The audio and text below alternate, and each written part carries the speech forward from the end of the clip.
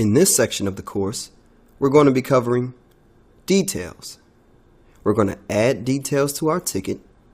We're going to check for updates to our ticket, and we're going to be closing our tickets.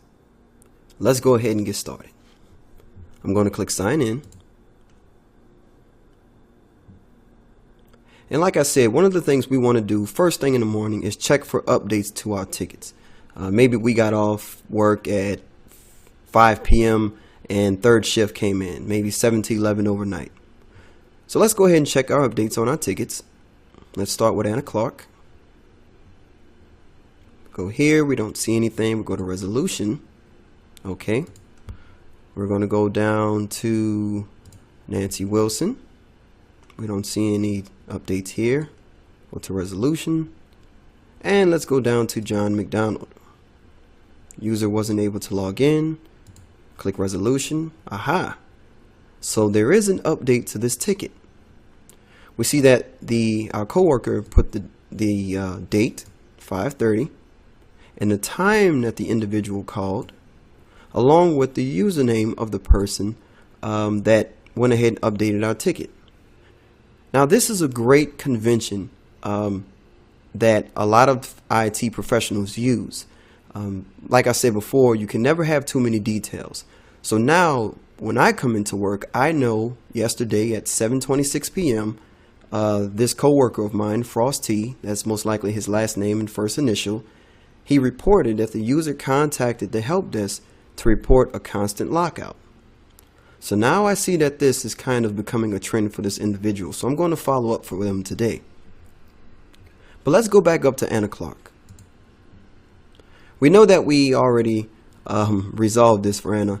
The user wanted a new laptop. So we're going to go ahead and go to resolution.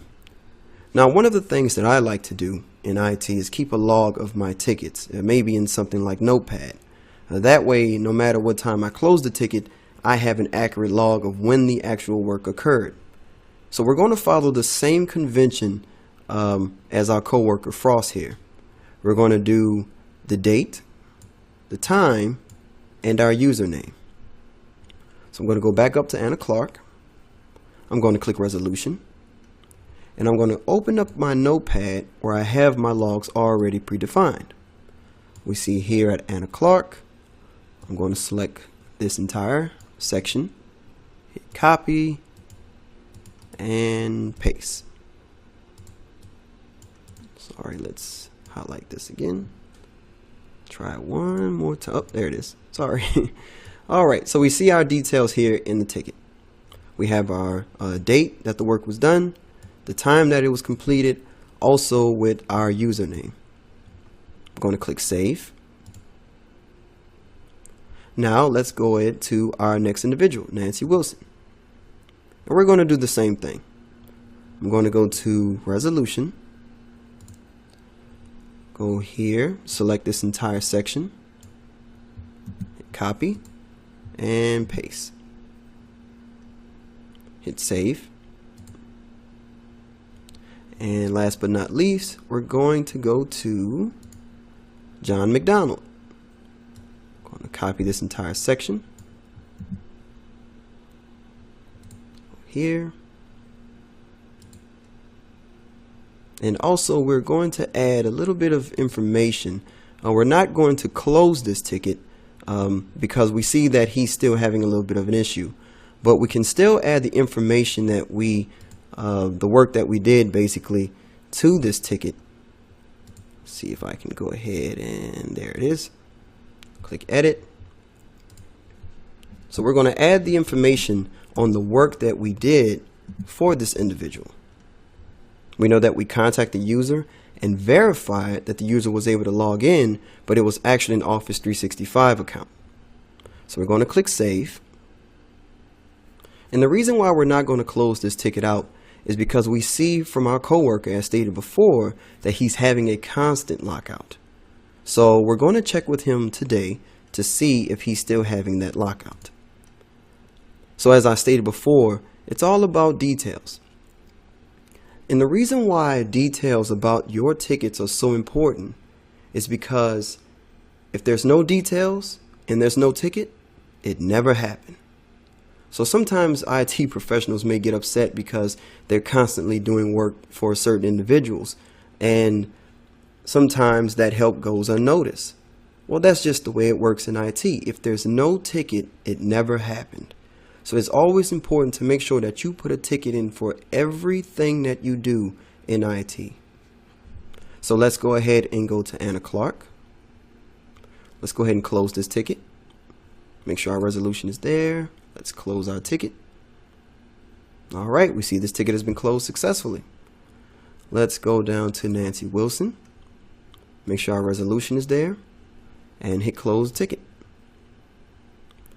And last but not least, I believe it was John McDonald, but we're not going to close John.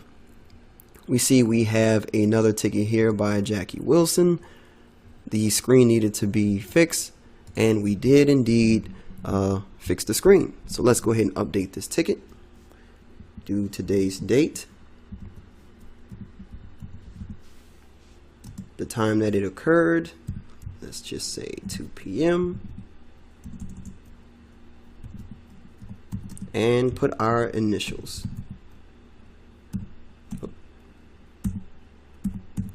Okay, now let's go ahead and add our details. We contacted the user.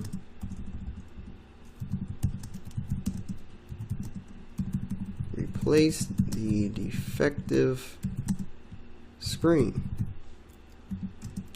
Now, one of the key words that we always have to keep in mind is what? Verification. We have to note that we verified that after we replaced the screen, that the screen was showing basically functional. So let's go ahead and type that. After successfully replacing the defective screen, we verified that the screen displays properly. Okay, so now we have our date, time, initial. We stated that we did contact the individual, and we did also verify that the screen worked properly. We're going to click save, and we're going to close our ticket.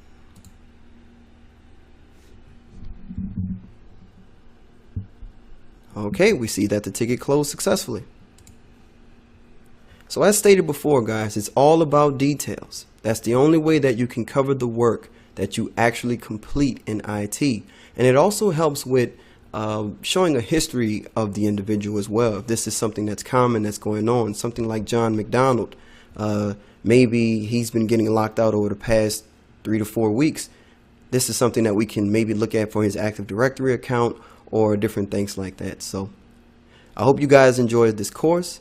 I will see you again in the next one.